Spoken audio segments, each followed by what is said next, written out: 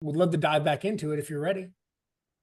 Yeah, absolutely. That's Okay, cool. that'd So be cool. you took over the business from your dad essentially around 10 years ago, is that correct? Yes, slightly, yeah, slightly more. I think it's about Okay. 12 years ago. So, Okay, yeah. about 12 years ago. You had always had exposure to the business though, and it was a kind of official taking over the reins about 12 years ago.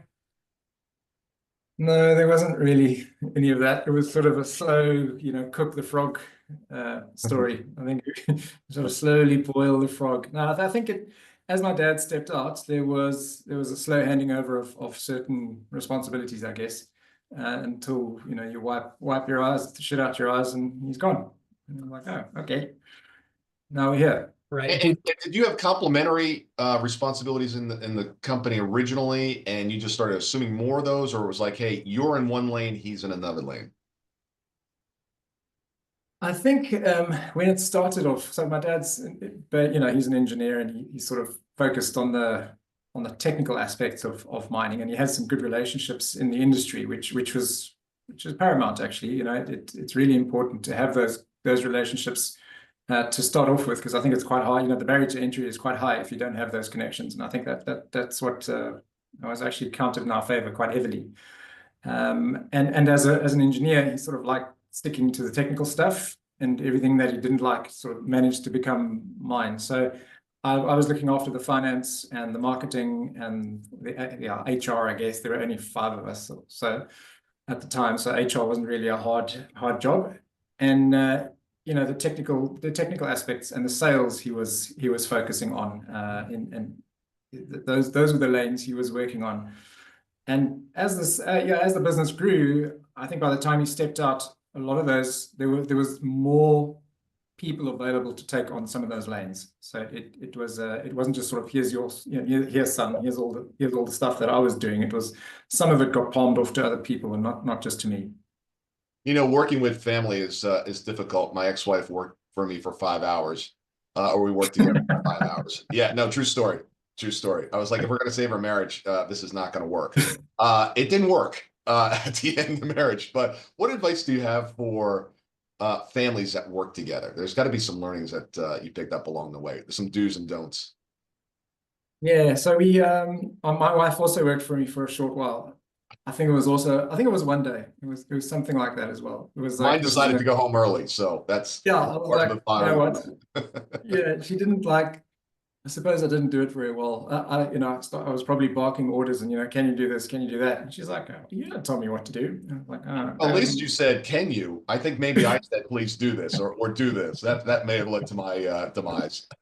Yeah. So no, with regards to family, I think I was quite lucky. So my dad and I get along really well. We don't have, we've almost, both of us are not that big on, I guess, confrontation. So we try and talk it out way before. As soon as something bothers us, we sort of raise it quite quickly, and we can sort of see eye to eye. So I think we're quite lucky there.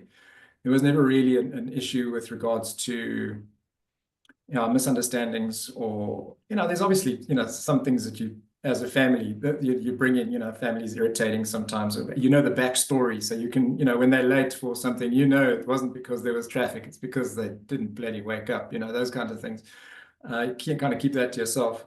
And my brother was working with us for a while, and that was fine. He didn't report directly to me, which I think was probably a good thing. He was reporting elsewhere in the business, and he was just an employee in terms of reporting wise and coming to work. So that was kind of smooth. I think that worked well, because I think if we were working in each other's space, there would probably be some sibling rivalry, history stuff that you go and fetch. I think having family working in the business is fantastic, because there's all that history of, I guess, the values that the family has had, and all the knowledge and all the reason why we do this doesn't have to be explained. There's nobody that works as hard as family in the business, in my opinion. Everybody, at the middle of the night, you can tell them, wake up, get up, do this, shovel shit, carry that, whatever it is. and they sort of there because it's not just for themselves. They're doing it for themselves and for the rest of their family. Yeah.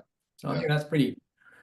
Yeah, I like family in the business, but some of the stories I've heard of other family businesses are horrific. Well, it sounds like y'all got along quite well.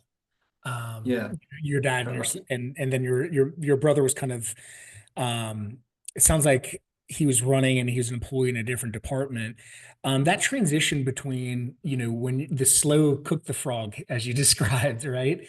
It sounds like, if we think about leadership as either co-leading, the two of y'all leading together, or hierarchical, him being the boss, you being right under him, and then it eventually going, was there a period of y'all co-leading, or was it, you know what I mean? That cooking the frog, I want to get into a little It's bit just listening to the structure is always hindsight, and then when I go and have a look at how we did it, we weren't actually that intentional. I think we were a bit clueless. Well, not a little bit. We were clueless. We sort of were trying to find our way and wing it as we go.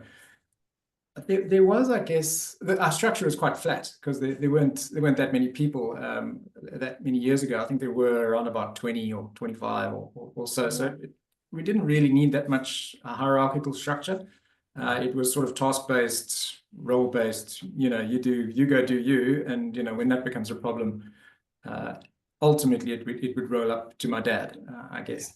So there wasn't really co-leading. From a strategical point, that was always him until he stepped out, and then that role swapped over. So so co-leading strategically wise didn't happen. That was always him, but just general business management stuff. I think we were probably we were sharing a lot of that role. So when he would go and leave, I would cover for him, and if vice versa, those kinds of things. What we find with our clients, Ian, is that when organizations have clear defined roles, duties, responsibilities, and a very clear understanding of compensation, like those are the top areas. When those are nailed down and understood by everyone, it seems to eliminate a lot of the issues in the family dynamic. Yeah. So we work. There's the family dynamics just between each other, but then also the employees, right? The employees could be massively confused. Who am I supposed to report to here? Who's my boss? I remember, when I was first working at a CPA firm, there's like 5 different partners. Everybody's trying to give me, things to do. And I hated it because there was all these different bosses and they weren't really talking very well. And that's in a non-family business, Yeah, I think it's a challenge I think a lot of businesses have, because they've got, if you don't have especially even a flat structure and there's no clear defined roles, as you say. And I don't think there was, to be honest. I think it was sort of when you start out and when you just jump in where the work needs to get done. You sort of see a hole, and it's not part of anybody's job description, or it's a new thing. It needs to get done. Do it. You're the family member, and that was the assumption. Like there were employees that had clear roles and what they needed to do, but as the business starts, new roles appear as you grow, hopefully, and those you don't have those people, and the roles are usually quite temporary. You need somebody to go to a conference. We don't have any salespeople. Who's going to do that? I'll go. I'll give it a go. Good or bad, or know what I'm doing. No idea. I want to get out of the house. Get out the house. I hired an executive assistant years ago, and the job description, at the end of a job description, it said walk the dog, and also anything else. I may have forgotten things, so the additional things that I'll add. She goes, "Oh, what kind of dog do you have?" I said, "I don't have a dog." She goes, "Why'd you put it on the job description?" I said, "Because if I get a dog, I don't want to have a discussion that's part of your job description." It's everything is in your job description. Whatever else the executive wants. Exactly. Or whatever he can dream up. There's a good one. For most entrepreneurs, you're dreaming up something every other day. Exactly. You have kids. How old are your kids, Ian? Yeah, I got 3 kids. I've got a 16-year-old girl and a 14-year-old boy and another 11-year-old girl. Okay, so you've got a little bit of time. Is it your hope that one day they might join the family business? I don't know. I was thinking, everybody was asking me the other day, so, how are you going to deal with boyfriends that arrive? And, Hey, you I gave work it a with bit. minds, they can disappear very easily. Yeah, my initial reaction was, I'm probably going to have to, start thinking about that. But taking my eldest into account, I think by the time a boyfriend walks into that door, I'm going to shake his hand. I was like, dude, I can't believe you're putting up with this. Well done. So Thank God you're here. yeah, so I would love for them to come into the family business, right? I don't want to force them to do stuff or something that they wouldn't want to. And I hear mumblings from my son. He's got plans definitely to join the family business. He's like, yeah, we're going to do this, we're going to do that.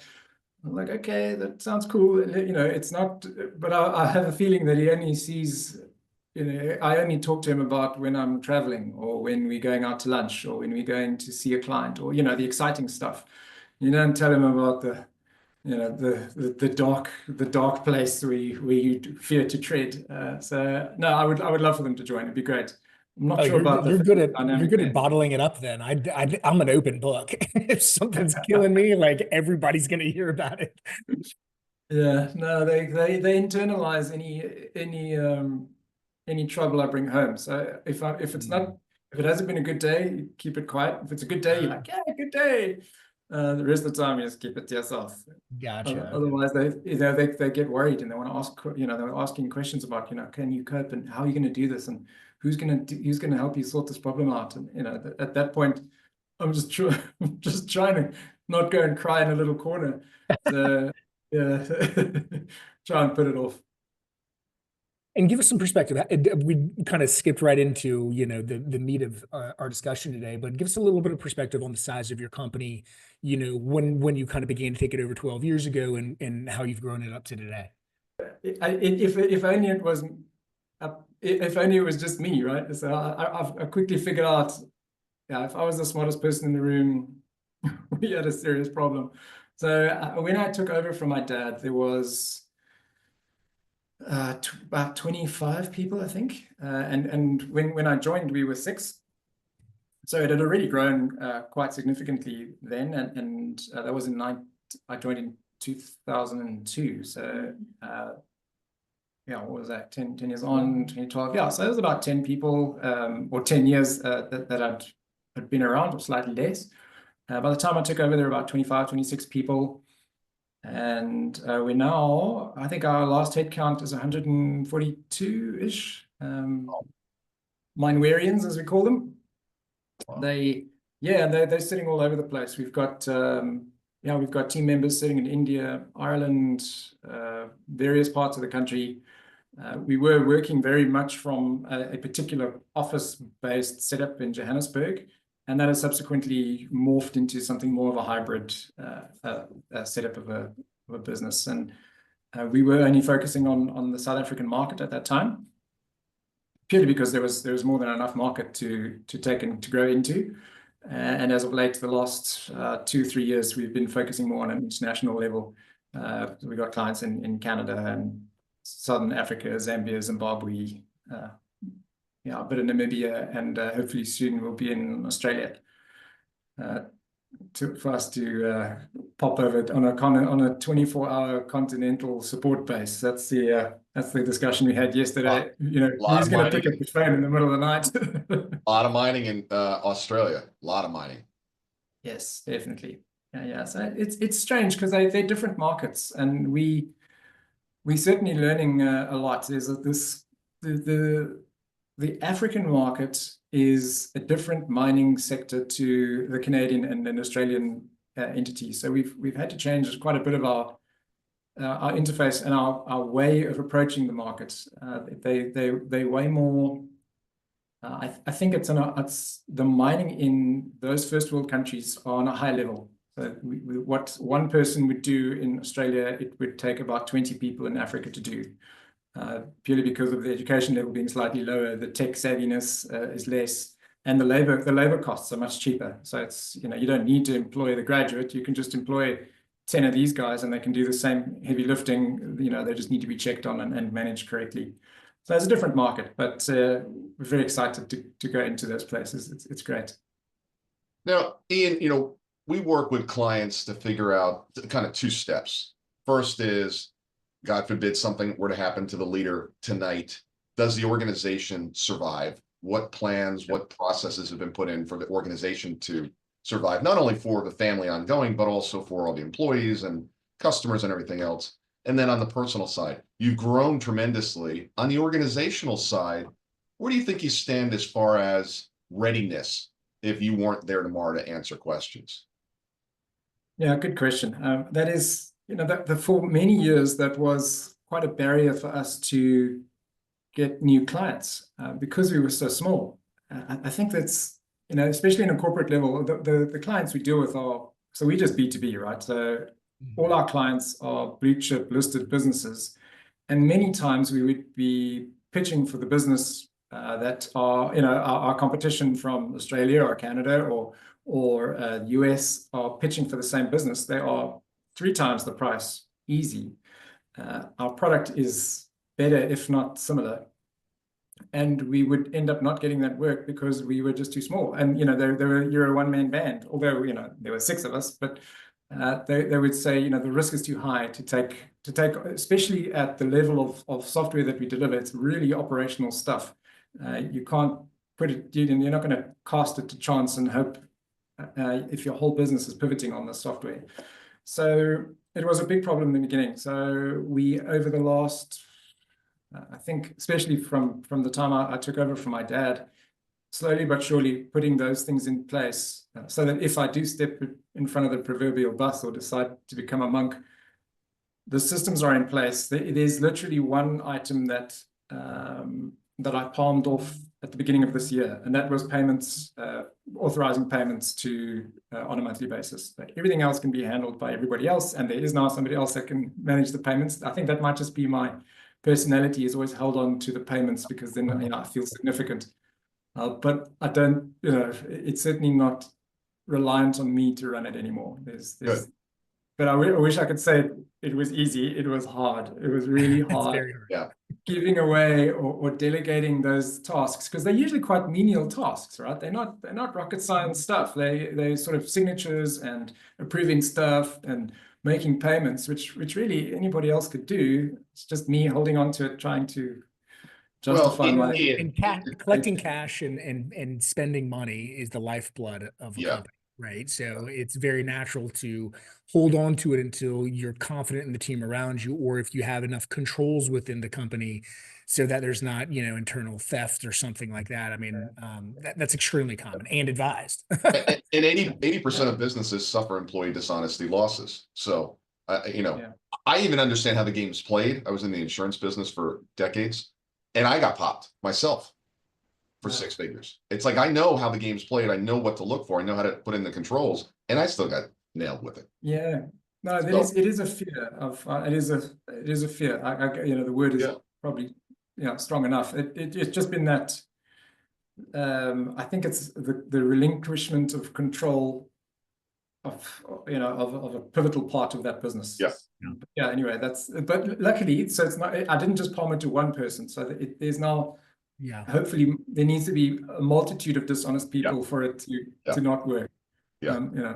It's not just you brought up 2 things. Anyway. You brought up 2 things that I really loved. I want to dive in a little bit deeper. Like, one's the fact, right, that you're in the business you're in. It's a big capital investment on your software by the client, and so it's a risk in going to a smaller business. The great thing about a family business, it's almost like this built-in redundancy that this company is going to be around longer than others, right? Your brother is not just going to quit on you like some other employees, not just going to give you 2 weeks notice, right? So it's kind of it's something that you can lean on even when you're smaller to pitch to some of these bigger deals. Like, hey, I'm small today, but I'm not going to be small tomorrow, and I have the redundancy that you need. So it's a very interesting thing that you said. And then additionally, that because of the nature of your business, it kind of, as y'all are getting bigger, it gives you kind of a natural moat of sorts, right? So it's harder for the smaller guys to kind of come and compete with you, and I'm thinking now to your kids, they might not appreciate what a moat is just yet, but like they kind of see you having fun. But it's something in the leadership development as they're, brainstorming all kinds of business ideas, kind of describing. I don't know if you've consciously spoken about that to them. Obviously, it sounds like your son's already a little bit interested, but the natural moat that is actually extremely rare that y'all have built up in the business that you have. Oh, yeah, I've never thought of it that way. Yeah. It's sort of always been my dad used to call it his other little boy. You've got three sons, because it's just myself and my brother, and he had three kids. It was his two sons and his business, that they all needed the same amount of attention and love and nurturing and consideration for stuff. I often think about, because my mom was an entrepreneur originally. My dad only started the business when he was 50, or when he was 50 years of age. And before that, he was a corporate guy. And I remember watching my mom struggle through, trying to get her business going, and the time and hours and the dedication she put into it. And it was a lot. She had a marketing business, all hours of the day kind of stuff. And I was wondering how my children, I don't think my kids are getting that kind of, that grit. I don't think we certainly didn't struggle as much as my dad and my mom did when I was growing up. We certainly not struggling in that way financially. And I wonder if that contributed to the grit that I suddenly created, or the relationship I had with money, that I'm not sure that they have. We went bankrupt once when I was 14. And it was a profound moment when I realized that this money stuff is not just a thing that comes and goes, that mom and dad get and go. It's pretty bloody important. We need to make sure that we've got this stuff. We need to make sure that we've got enough backup so that when the dry season comes, we've got enough to sort of tide us through. And I think that's a lot of the moat that you're talking about, is also the confidence to have that money sitting there, as opposed to blowing it on growth, or because there is, right? And our business is also debt free. I think it's also it's holding us back from growing that fast, but it might also just be that moat item that you're talking about. I love you. I love this conversation, because we initially started with like kind of a strategic moat, but now what you're describing is also a moat of wisdom and knowledge, right? Of your generation 2, your kids being generation 3, the history of the company and how you value money, going through bankruptcy. These are extremely wise experiences for the life changing, I guess. They sort of certainly change your perspective on how you manage the money. I'm not saying it's better, or I know what I'm doing. I'm very acutely aware of that it doesn't always go well. There is going to be a dry season, and when it arrives, what are you going to do? Winter is coming. What have you got? So I don't know. I don't even know our kids know that winter is coming. I don't think they've ever seen winter. And what's interesting, Ian, is that difficult times create strong people. Strong people create great times. Great times create weak people. Right? Yes. It's a cycle, and part of what you need to. I look at my kids as well. It's like they're having it easier than I had it, and I don't know if that's better. I think I would never change what I went through, and it wasn't horrible. It's just I just learned how to hustle. I learned how to get grit. I learned how to get determination and never quit. You don't do that unless you're not. It wasn't great times. It was good times. But it developed. I wouldn't be who I am today if I had not gone through that process. You get forced to innovate because the resources aren't available. I mean, you need this. Go out and do it. You want more money? You want to buy the stuff. Make a plan. You don't come to me and ask for it. Most board of advisors or board of directors is created in that transition from Gen 2 to Gen 3, or Gen 3 to Gen 4, because they don't necessarily know many times the original founder, nearly as much in that direct story. And so the board of advisors, board of directors can help give that coaching to the younger generation as time goes on, even though they might not be very active in the day to day. So something to kind of think about is as those years, I mean, they're teenagers right now, you know, it's not like it's going to happen in the next 3 years, but just it's something that's very common with operations as they go on. You know what's going to be difficult, Trevor, for Ian to create this to the next generation? What's that? The type of business that he's in, of how specific it is. It's a recurring revenue model. There are going to be firms, I'm sure they've already have been, that are going to throw out large sums of money. Yeah. To acquire you. That's going to be that's what's going to. Where are they? They're coming in. They're coming for you. They love recurring business. Especially with the kind of the mode, you know, and niche nature of your business. Well, and that brings up an entirely different conversation, right? Of, you know, the great thing about a family business is the values that you spoke of at the top of the call that y'all just inherently know, and you picked up for your father and working together and having those values.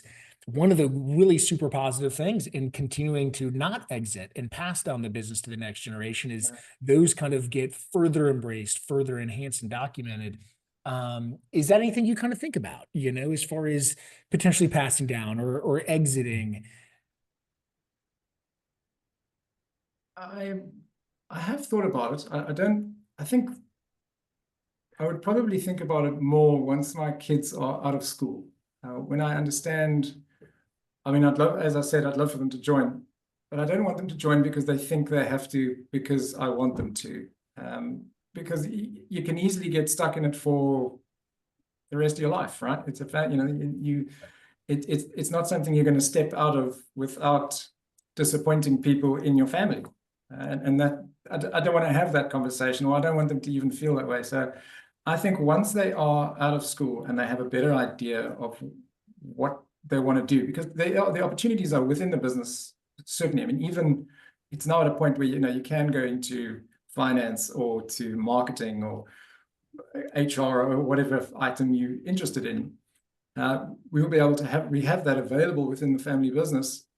I want them to come and say that they want to do that. So yeah, I've heard the aspirations have moved from everything to being a bead weaver on an island to a millionaire Ferrari driver. Funds unknown. Okay, right. Fund source unknown. Like, sponsorship dollars. Well, you know, look, if they really do want to join the family business, I mean, going to university, coming out of university, and then spending 3 years at a mining company, learning from the perspective of the customer, extremely valuable. No, it'll definitely be that. They certainly. I think it's got to do with that grit item as well, and also the connection and understanding customer service, which is basically what it boils down to at the end of the day. Yes, there's lots of, you know, lots of value chain items in between, but customer service and giving them 2 or 3 years to burn somewhere else and spend those lessons learning and what it's like to work for a boss that is a demanding boss. You know, I'd like not to be a nice person. They need to be rough, and you know, when they're walking in, they must go, "Wow, this place is awesome. I want to stay here forever," because they've had a rough time elsewhere. And sometimes you can make that a policy, right? You can't join the company without working somewhere else for, say, 3 to 6 years. Yeah. And then you can be eligible to join the company depending on your skill sets. And then you could also, I mean, you're kind of playing a chess match, but if you've got a friend that has another company that's a real hard driver, you know, right. And we all know a couple of them, and say, "Hey, go work for Thor." He's I had to do that with Terry. I had to do that with my son in college. He wasn't taking college seriously, so I set up a system where, son, you pay for college and you get A's and B's and you get reimbursed. And I said, oh, and by the way, I'm not reimbursing you, or buddy Abe. I said, you have to submit the scores to Abe, and Abe will then disperse the funds. I love that. And he's like, oh, wow. And Abe can be intimidating. No, that's great. Yeah, because then then it's not there's no heartstrings or emotions being exactly. Pure transaction. Yep. Yeah, that's the thing with my kids is they know which buttons to push, right? Which knob to turn, yes, if I turn this at the right time, I can squeeze a lot more out of Dad. That does happen. Well, kind They of are looking quite back, entrepreneurial anyway. looking back on this conversation and, your, the kind of journey with your, and, we actually haven't even spoke about our last time we spoke, we touched on your brother and y'all are doing other investments outside, right? Of the business. Yeah. I guess tell us a little bit about that and how y'all are managing the family's outside business, even though you're not the operators. Yeah, so I guess we as a family we bring opportunities to the table. If we are sitting at a barbecue on a Sunday, or we just have a family meetup, you'd sort of say, geez, I saw this opportunity, or I was talking to a mate about this thing, and this sounds like a good idea. Would you guys be interested? What do you think about it? And well, subsequently, my brother stepped out of our business, and we started another business, which is a trailer rental business. Like a trailer you put on the back of your car, and you move houses, and it's sort of a one-way business. You can sort of it's like U-Haul, really. You hitch it up, you drive somewhere else, and what the appeal about that is it's relatively simple. It's a cash business. You can, in the middle of the night, you don't have to rely on anybody else to help you out. You can change a wheel, you can weld the metal, you can help the customer, and you put your head out the window, you can see the stock. There's no secret stock hidden in multiple locations. And what was really appealing is the expectation is the same from both parties. You know what you're going to get. You're going to get this transaction, and whereas ours is very bespoke. You never quite get what you want because you're imagining it. You don't know what you want, but you know what you don't want. And those are many of our specifications we get. Like, I've got this problem and you need to fix it, but I don't want this. So there's a whole a quagmire of social items that you need to work through, and multiple people sitting in the room. Whereas with a trailer rental business, you've got one person, they've got a story, you have the transaction, there's no negotiation around price, there's the product is right, the price is right. And you get to know people, and you spend a lot of time dealing with people, as opposed to where we sit on the Mineware side, where we certainly have a people aspect, but there's a lot of technical stuff that happens in the background. There's a lot of grinding and building that happens. So my brother gravitates more towards the social aspect of it, and he likes people, so he enjoys the daily interactions with loads of people, building those relationships, and then them leaving. There's no long-term relationship that you have to build. Obviously there is a couple of people that return and those kinds of things, but he certainly gravitates more towards that. And then just general family investments. The cousins, brothers, best friends, roommate is starting this business. Can you come and have a chat to you? And by the time you've had a chat to him, you're like, hey, this was a good business. Oh, do you need a bit of capital? If you've got it, hopefully they're quite cheap. And you're like, yeah, sure, here's a bit of money, and see how that goes. And hopefully give a little bit of advice, decent advice on the way. What I love about those two businesses, the mining business and the rent of the trailer business, is you don't sell anything. You just rent it. You rent your software every month, and you rent the trailers. Why sell something once when you can rent it every single day? Yeah, and you're so right. And the other business we have is student housing rentals. It's what we understand. There's a theme here, Ian. There is a theme. You know what that theme is? High multiples. Yeah. No, we understand. I mean, it does burn my ass when I look at, for instance, my lawnmower in the garage that works twice a month. When the neighbor's got one, that guy's got one, that guy's got one. Why didn't we should have just pulled together and just have this thing work all day at a different house? It just makes more sense. I think some of that might be bubbling through to our businesses and at work, that mindset. I love it. Even like in the US, we have Home Depots. They're big, kind of they'll sell lawnmowers, weed whackers, etc. Their highest margin, highest growth division is the rental business. Yeah. Oh, right. Yeah. Because you've got the capital, you've got the asset. Now you just need to sweat it, baby. And the better you can get that thing out the door, the faster it gets, the better it gets. This has been fantastic. I guess, Ian, to wrap it up, are there any kind of, thinking back, on your career with your family, and then other people who be listening to this that are family businesses, right? Either Gen 1, Yeah.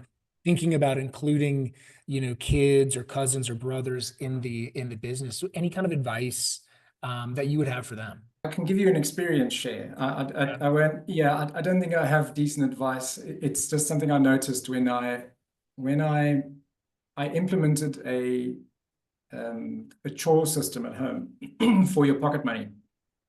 And it actually comes from a book called Barefoot Investor by a guy called Scott Pape. It's about kids and teaching them about money, because I realized my kids had no idea. I just remember the hand coming out going, "Give me money."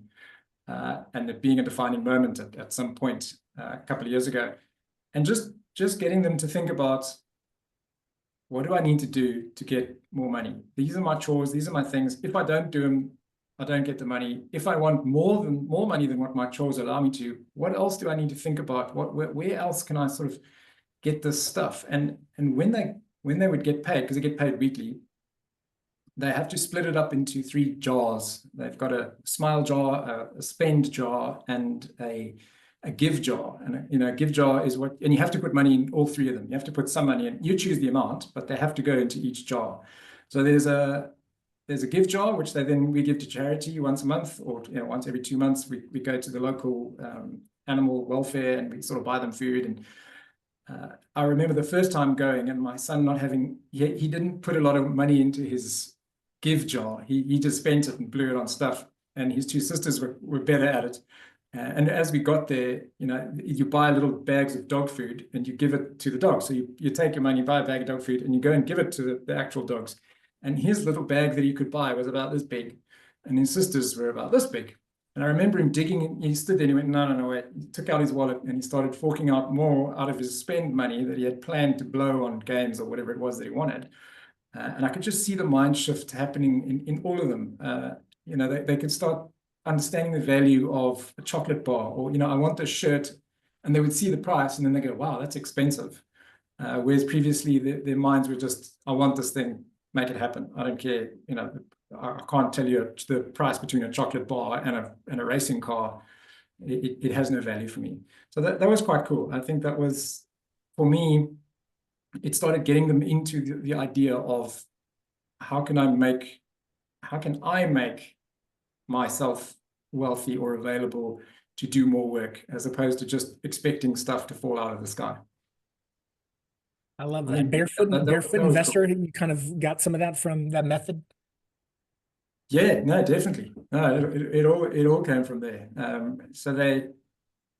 think especially my son, is very, very intuitive in figuring out new and wonderful ways to make money. He actually sold, about 2 weeks ago, he saw some of our flowers. We had flowers that were about to wilt some roses. And I was busy throwing them out. And he went, wait, there's a good couple in here. So he took 3 or 4 of them and walked up the road and was selling them door to door. Wilting roses. Here's a rose that's got, you maybe got this kid's got some potential. He's got some potential. Now we just got to teach him how to rent the rose. You can have the rose for a day. I'm going to pick it up. Take a picture with the rose. Now we're talking. Now we're talking. So Ian, it's funny, when we were growing up, right, we paid for everything with cash, right? And when you go to a casino, they take your cash and give you chips because there's not an emotional attachment to the chips. Well, today the kids have they're disconnected to the cash because they have a card. Absolutely. The card, it's like, oh, it's a card, it's a card, it's a card. As a kid, when you're counting out your quarters or you're counting out your dollars, it's like you really start to understand the value of it. Yeah, and when they don't do their chores, I sort of fork out what they're supposed to get, and then I take it away, back off the table, saying, oh, you didn't make your bed, and you didn't take out the trash, and you didn't feed the dogs, so we'll just minus that off, and you can see them going, oh, I had that, and it went away. Yeah. No, it makes a big difference if you work in cash, for sure. Yeah. We had our kids, they had a portion that they had to give to someone as well, and we actually took taxes, which drove my wife crazy. Ooh, it was the center of a lot of fights. And I said, look, you have to understand, this is how your life is going to look like. This is, you've got a budget for this. You need to take a portion. If you don't put a portion away for your taxes come due. Well, that's not fair. Give me your number there, Phil. I'm sorry. Kids know. Uncle Thor says you now need to start paying taxes. Sorry. That's right. And this has been a Awesome. fantastic This is awesome. conversation, man. Thanks, man. Thanks, guys. I appreciate it.